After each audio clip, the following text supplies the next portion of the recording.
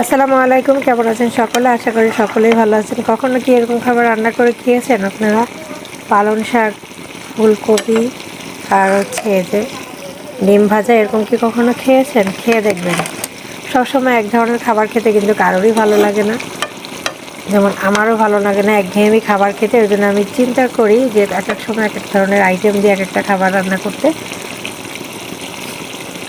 তো যারা যারা ফেসবুকে নতুন আছেন, ধৈর্য ধরে আছেন, আরও ধৈর্য ধরে থাকেন, দেখেন কি হয়। আমি অনেক দিন থেকে এই প্ল্যাটফর্মে কাজ করতেছি, কিন্তু আমার কোনো উন্নতিই নেই, অবনতি ছাড়া।